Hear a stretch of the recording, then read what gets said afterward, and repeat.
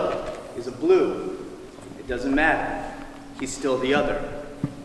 It's the same pattern they've been pushing out for centuries, this house slave, field slave, combative mentality. Separate the weak by feeding needs with empty mouths. Let us eat each other up while master laughs up in the house. This is no different from the LA riots. They let Korean liquor stores and black blocs burn in silence, but Beverly Hills was threatened and the cops prevented violence.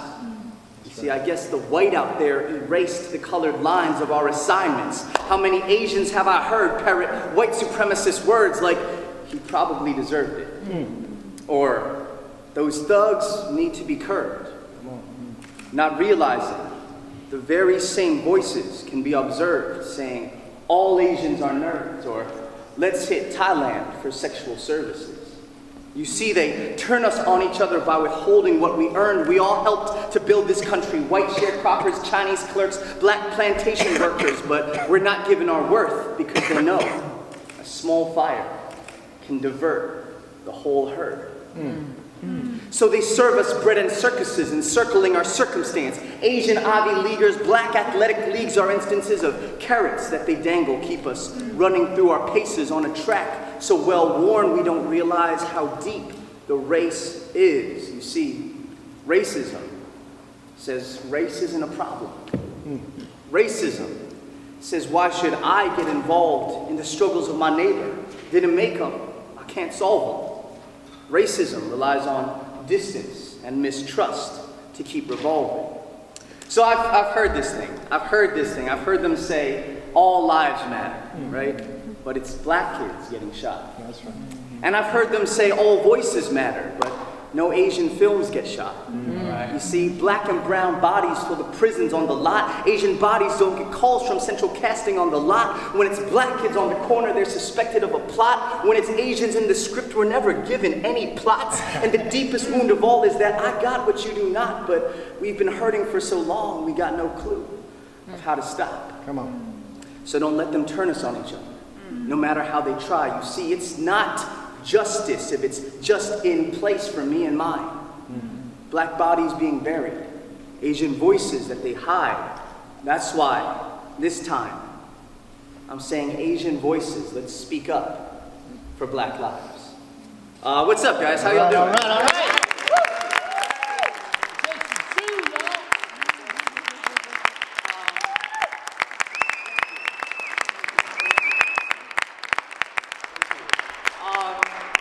So my name is JasonChu. I'm a Chinese American hip hop artist. I'm a rapper. I'm a poet, and I'm very, very grateful to be with y'all because this gathering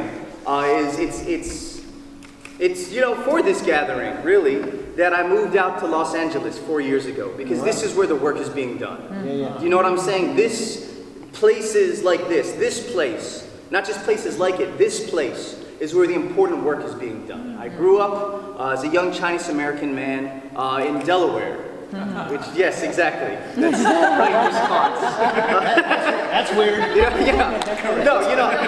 I grew up in Delaware I was sitting in on the women's panel, the panel for women doing justice, and what I heard from many of these women who are leaders, who are creating, who are moving, is this sense of, I'm tired of being the only one, right? Or I'm tired of being the one who has to be the one.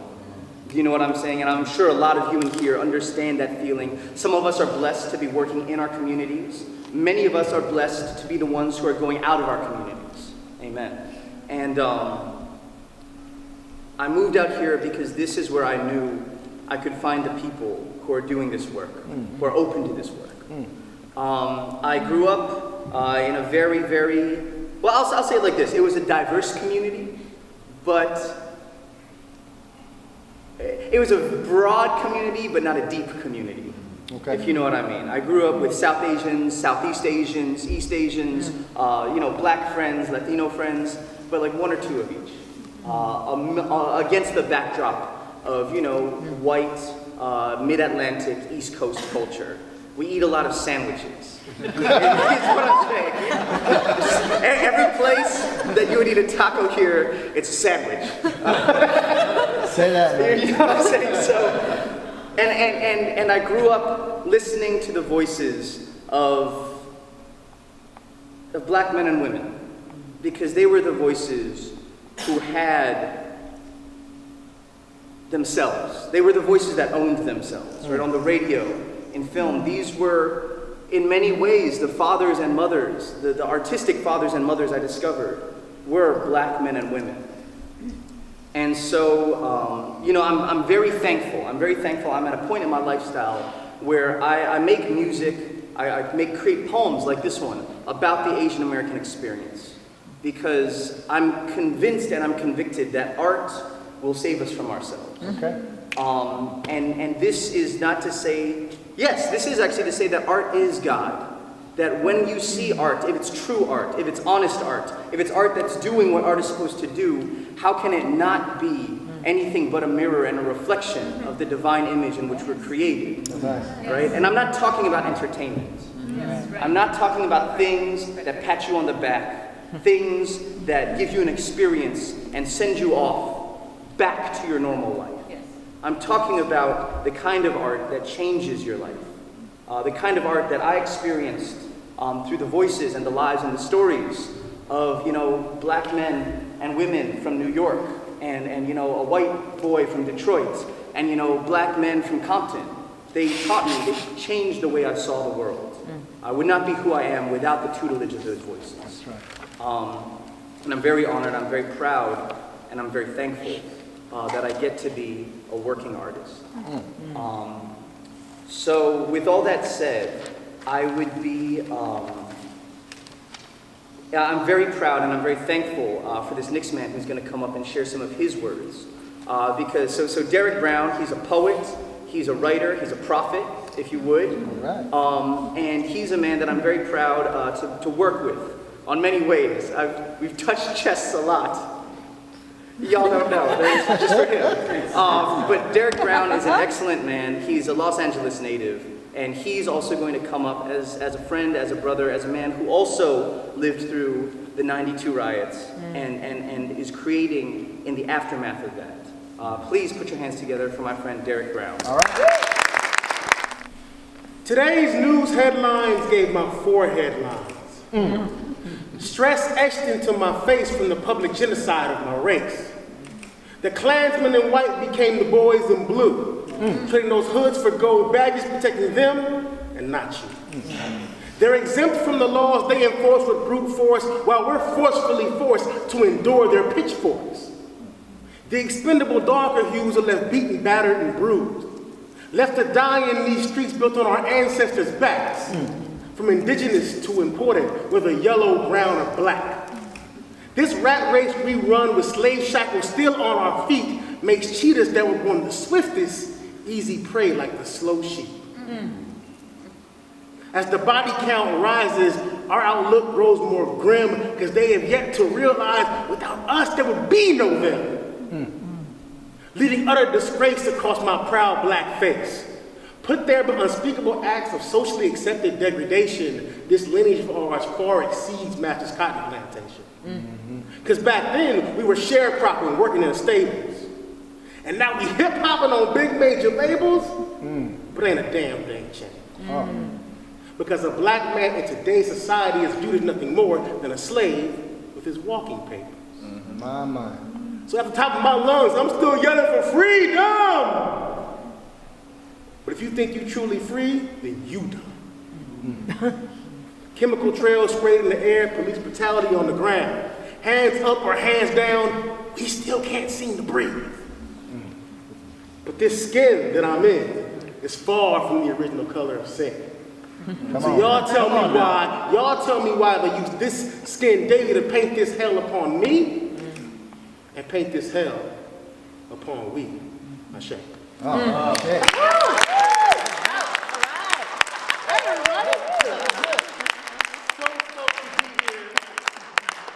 This occasion, when Jason sent me the agenda for this event, it was so powerful that it said the anniversary of the LA uprising, not LA riot. Let me explain to you why.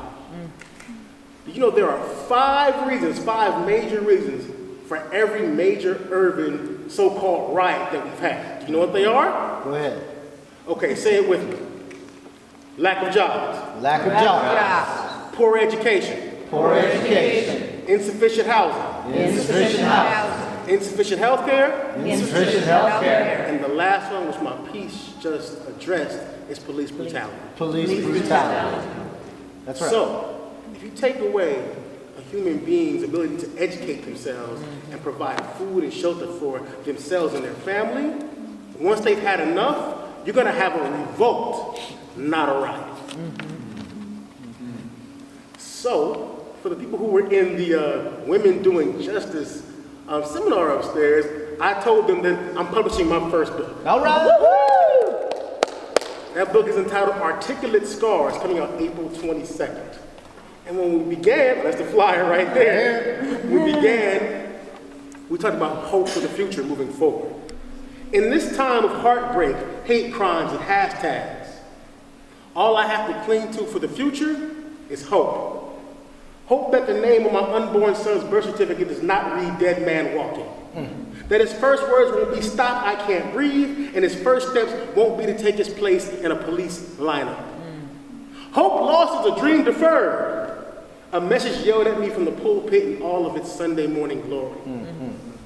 But how can I hope to dream when hope itself has become a four-letter word that's closer to hide than it is to seek? Closer to sick than it is to cure, and closer to fall than it is to rise. Still, I have hope. Hope that a convenience store run for candy in a bag won't conveniently give the LAPD probable cause to put my son's lifeless body into a bag with his toes tagged. Hope. Hope that he gets called to the stage for diplomas and degrees, not called up to the judge begging mercy for a plea. Hope. Hope. Hope that wearing a hoodie outside of his hood won't make him a target of white men wearing hoods. Hope. Hope he stands tall for all he believes in and exceeds all expectations. Not be laid out flat as I'm called to ID his bullet-riddled body down at the police station. Because after all, this madness has to stop. Eventually. They have to learn to respect us as equals. Eventually. They have to realize that these public executions are a crime against the fabric of humanity. Eventually, at least, I hope. Hope. I thank you guys for allowing me to be a part of this, allowing me and Jason as artists in this community to come and express ourselves, because God is art. Art is life. And as far as connective thread goes, art transcends any socioeconomic status, skin color, or caste or class. Amen. So give it up for yourself for showing up today.